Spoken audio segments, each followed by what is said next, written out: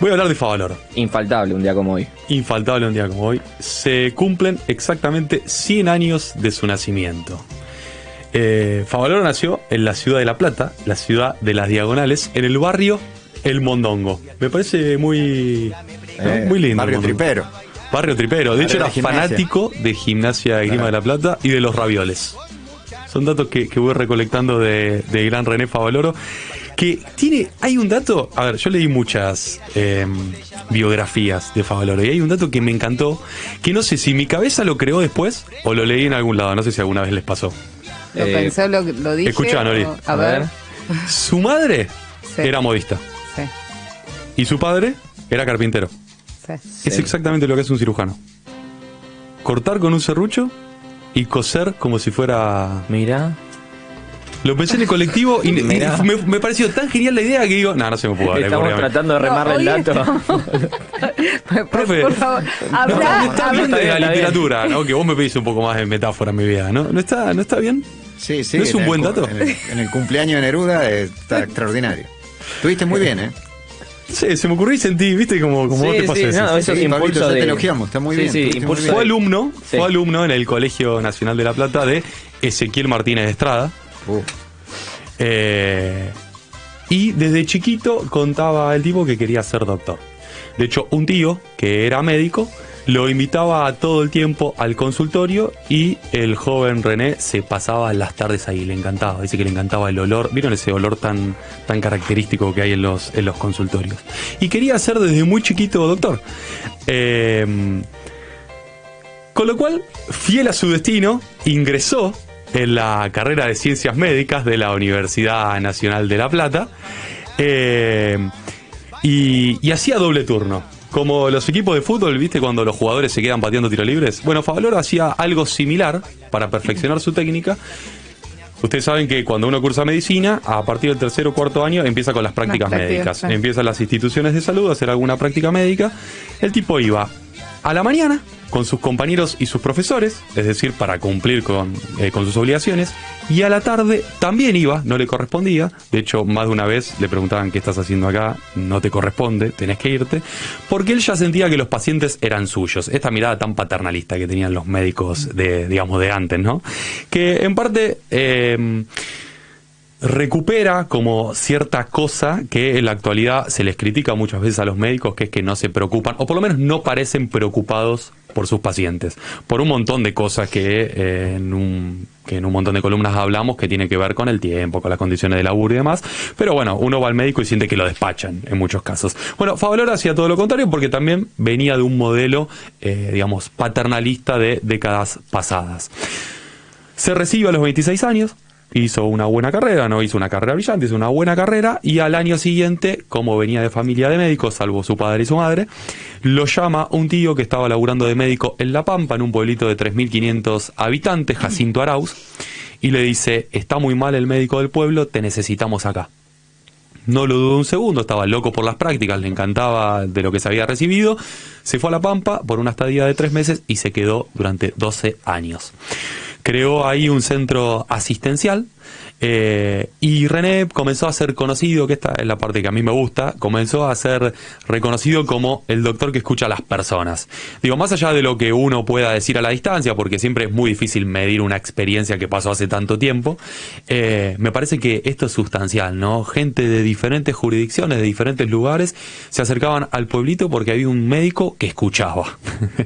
Y también creó el primer centro de donación de sangre. Vieron que esto es muy importante. Siempre que uno tiene que ir a hacer una transfusión de sangre o hacerse un trasplante o hacerse algo que es relativamente complejo, tiene que desplazarse. Bueno, tener un centro de donación en el mismo lugar en donde habitan las personas mejora un montón de cosas. Por empezar, la logística, ¿no? Bueno, después de 12 años volvió para doctorarse, porque lo que ocurría en aquel entonces, en un mundo no tan globalizado, es que si no leías los últimos papers y los últimos artículos que te llegaban por correspondencia, te quedabas un poco atrás. Entonces fue a Ohio, Estados Unidos, Cleveland Clinic. El tipo lo que hizo fue ver en el mapa cuál era el lugar pionero en donde estaban más desarrollados en el tema de las enfermedades cardiovasculares, es decir, las que tienen que ver con el corazón y los vasos sanguíneos y la circulación sanguínea.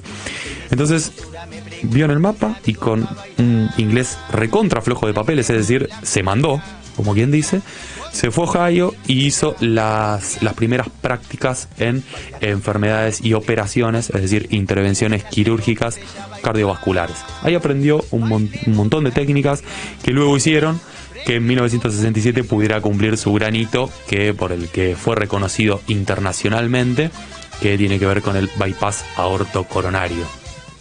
Hasta ese momento era un buen médico, hasta ese momento René Favaloro era un tipo que era digno de destacar porque no todos los especialistas tenían esa posibilidad de viajar al exterior y capacitarse, es decir, estaba hiperactualizado. Ahora, a partir de 1967 operó a una mujer de 51 años, tuvo una sobrevida espectacular y pasó a ser leyenda, fue reconocido en todo el mundo. La técnica que utilizó en aquel momento, en aquel consultorio, René Favaloro no se había practicado antes. Se había practicado solamente en animales. Vieron que siempre decimos esto, ¿no? Primero se practica en animales, después en seres humanos. Bueno, Favaloro se mandó.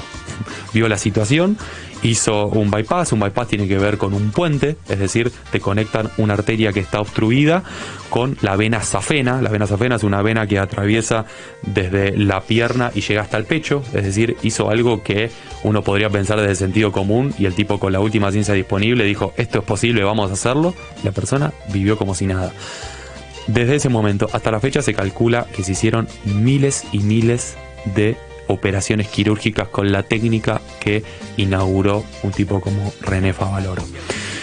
Volvió a Argentina en 1971 y en 1975 ya comenzó a desarrollar todos sus aportes y todos sus trabajos vinculados a la Fundación Favaloro y a la Universidad Favaloro.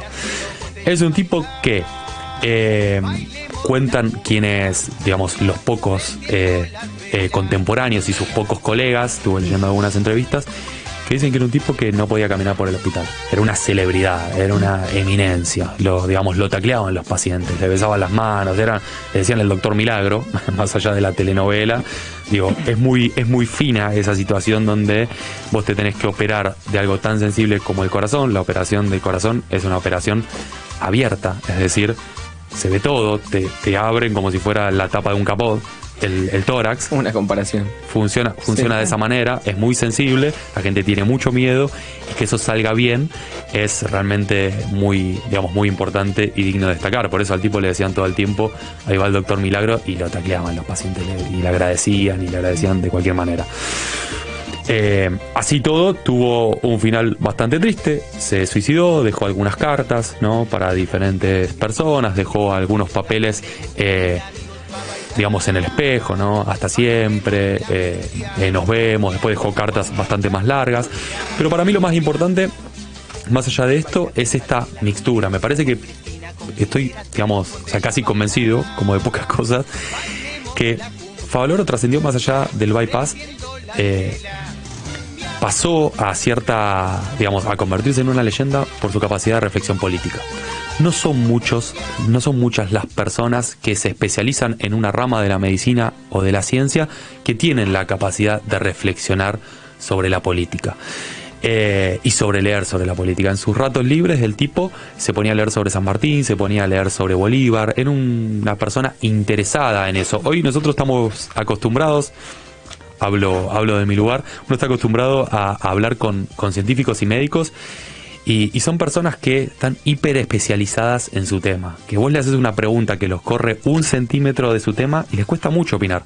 No son gente que construye una opinión, por más que tengan argumentos, por más que tengan fundamentos. Bueno, Favaloro todo lo contrario. No solo eso, sino que escribió libros enteros sobre San Martín y Bolívar. Y reflexionaba a menudo sobre la desigualdad que existía en una región como la latinoamericana. Por eso fue uno de los primeros tipos que empezó a pensar en las enfermedades a partir de las personas que tienen esas enfermedades, ¿no? No es alguien que tiene cáncer, sino que es una persona que, además de toda su vida, tiene una enfermedad.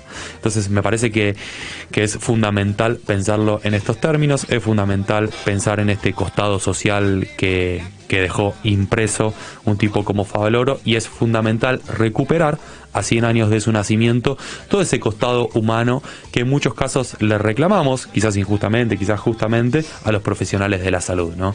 Que desde afuera vemos como si fuera una ciencia exacta, una ciencia dura, una ciencia impoluta, una ciencia aséptica, pero nada más lejos que eso. Es una ciencia social y es una ciencia que tiene que ver con el cuidado de las personas.